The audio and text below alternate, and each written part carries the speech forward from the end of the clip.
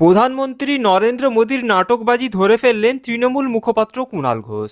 সাংবাদিক বৈঠক থেকে তৃণমূল নেতা কুণাল ঘোষ সরাসরি প্রধানমন্ত্রী নরেন্দ্র মোদীকে তুলোধনা করলেন এবং বিজেপি পার্টিকেও তুলোধনা করলেন। প্রধানমন্ত্রী নরেন্দ্র মোদী ভোট প্রচারের সময় শেষ হয়ে যাওয়ার পরেও মিডিয়া অ্যাটেনশন পাওয়ার জন্য, ভোট প্রচার করার জন্য তিনি ধ্যানে বসেছেন, ধ্যানে বসার নাটক করেছেন। সাধু সেজে, সাধুর বেশ ধরে বিজেপি পার্টির হয়ে ভোট প্রচার করছেন প্রধানমন্ত্রী নরেন্দ্র মোদী। এমনই অভিযোগ তুলে নরেন্দ্র মোদী এবং বিজেপি পার্টিকে তুলোধনা করলেন তৃণমূল মুখপাত্র কুণাল ঘোষ।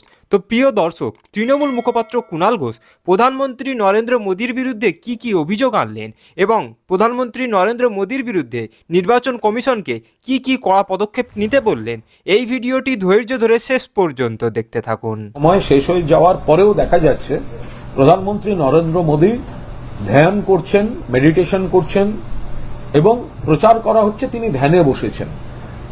ওদিকে দেখা যাচ্ছে camera, still photo, video, media, social media, অর্থাৎ ভোটে তিনি প্ল্যান বি ব্যবহার করে পুরো প্রচারটা নিচ্ছেন, ভোটারদের কাছে পৌঁছচ্ছেন।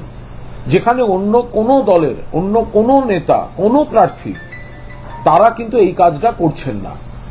ভোটের প্রচারের নির্ধারিত সময় শেষ হয়ে গিয়েছে, তারপরে ধ্যানের নামে এই প্ল্যান বি ব্যবহার করে এটা প্রচার, এটা পুজো, সাধনা, ধ্যান, আরাধনা, এ তো আমরা সবাই করি। এটা তো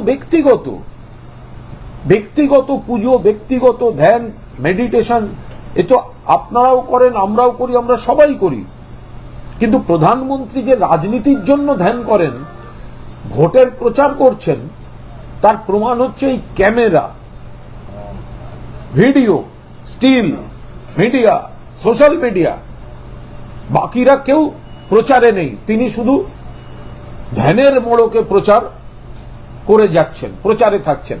আমরা মিডিয়া, সোশ্যাল মিডিয়াকেও অনুরোধ করব যে দয়া করে এই একতরফা প্রচার, এটা কোনো মতে সমর্থন করা যাচ্ছে না। এটা হতে পারে না যে একজন ব্যক্তি তিনি নিশ্চয়ই পুজো করবেন, আরাধনা করবেন, সাধনা করবেন, ধ্যান করবেন, সবাই করেন, কিন্তু এই ভোটের প্রচার শেষ হলেই তিনি ধ্যানে বসবেন, আর যে সময়টা প্রচারের জন্য নিষিদ্ধ তিনি ধ্যান ব্যবহার করে প্রচার নেবেন, এটা কিভাবে হতে পারে?